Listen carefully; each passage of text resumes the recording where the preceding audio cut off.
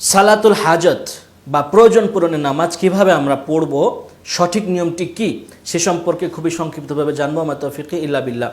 প্রিয় দর্শক, প্রথমে আমরা নিয়ত করব, অর্থাৎ সংকল্প করব যে আমি সালাতুল হাজত বা প্রয়োজন পূরণের নামাজ পড়ছি। অর্থাৎ এই সংকল্পটা কিন্তু আমার মনের মধ্যে আসতে হবে যে আমি কি করছি, অর্থাৎ কি উদ্দেশ্য করে নামাজ পড়ছি। সালাতুল হাজত পড়ছেন, নিশ্চিত আপনার কোনো একটা উদ্দেশ্য রয়েছে বা কোনো একটা সামনে প্রয়োজন রয়েছে, বিদায়তে পড়ছেন।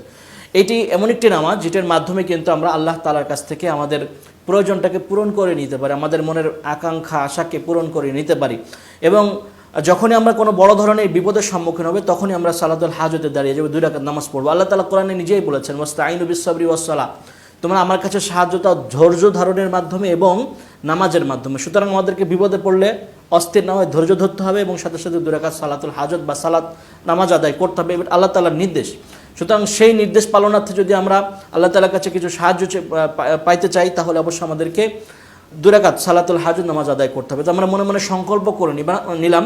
এরপরে আমরা সংকল্প করে সর্বপ্রথম আমরা মুসাল্লা দাঁড়িয়ে গিয়েছি, অর্থাৎ যেখানে নামাজ পড়বো সেখানে দাঁড়িয়ে গিয়ে আমরা স্বাভাবিকভাবে প্রথমে আল্লাহু আকবার বলে হাত বেঁধে নিব।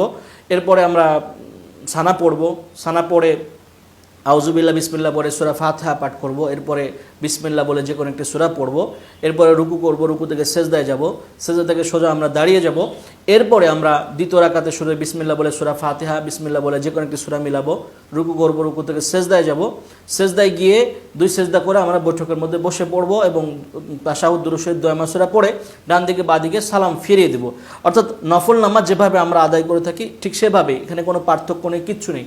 অর্থাৎ স্বাভাবিক যে নামাজ রয়েছে সে নামাজের মধ্যে শুধু পার্থক্যটা হচ্ছে যে আমরা শুরুতে মনে সংকল্প করেছি যে আমি প্রয়োজন পূরণের জন্য বা আমি এই উদ্দেশ্য করে নামাজ পড়ছি, এই উদ্দেশ্যে বা এই জিনিসটা সাহায্য চাওয়ার জন্য আমি নামাজ আদায় করছি, এরকম একটা ব্যাকুলতা মনের মধ্যে থাকা যে আপনি আসলে কি উদ্দেশ্য করে নামাজটা পড়ছেন এই বিষয়টাকে একটু ক্লিয়ার করা।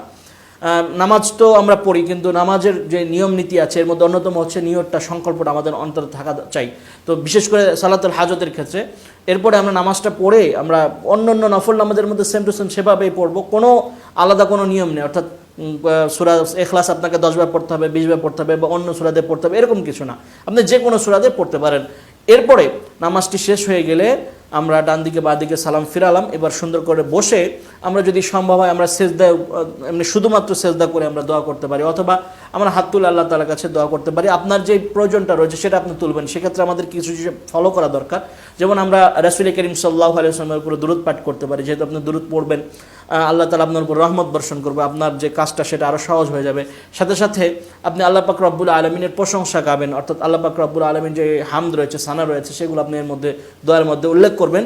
এরপরে আপনার যে প্রয়োজনটা রয়েছে সেই প্রয়োজনটা আল্লাহ তাআলার কাছে তুলে ধরবেন এবং সেই প্রয়োজনটাকে অবশ্যই কাকুতি মিনতি করে এবং কারো কাছ থেকে কোনো কিছু চাওয়ার জন্য যেভাবে আমরা আহ্বান করে থাকি, কারো কাছে কোনো কিছু পাওয়ার জন্য, ধরুন আপনার একটা জিনিসের প্রয়োজন রয়েছে, আপনি মা বাবার কাছ থেকে কীভাবে উদ্ধার করেন সে বিষয়টাকে অনেক অনুনয় বিনয় করে সেটাকে বলেন বা বোঝানোর চেষ্টা করেন এভাবে।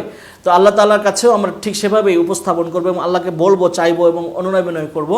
দেখবো অবশ্যই আল্লাহ পাক রব্বুল আলামিন হাজতের মাধ্যমে আমার মনের আশাকে পূরণ করবো। আপনার চাকরির ব্যবস্থা হচ্ছে না, চাকরির ব্যবস্থা হয়ে যাবে। আপনার ব্যবসা বাণিজ্য মন্দা যাচ্ছে, সেটাও আল্লাহ তাআলা দূর করে দিবেন। সাথে সাথে এক কথা যদি বলি, আপনার যত ধরনের সমস্যা আছে আমরা কিন্তু নামাজের মাধ্যমে সমস্যা সমাধান করতে পারি, সাথে সাথে দোয়ার মাধ্যমে সমাধান করে নিতে পারি। রাসূল করিম সাল্লাল্লাহু আলাইহি ওয়াসাল্লাম তো এও বলেছেন, যদি তোমার জুতার ফিতা ছিঁড়ে যায় সেটার জন্য তুমি আল্লাহ তাআলার কাছে দোয়া করো যে আল্লাহ তুমি আমাকে জুতার ফিতাটা জানি ঠিক করতে পারি, এটার ব্যবস্থা করে দাও। সুতরাং সর্বক্ষেত্রে আমরা আল্লাহ তাআলার কাছে চেয়ে নিতে পারি এবং এই দোয়ার মাধ্যমে এবং বিশেষ করে নামাজের মাধ্যমে আমরা আল্লাহ তাআলার কাছে চেয়ে নিতে পারি।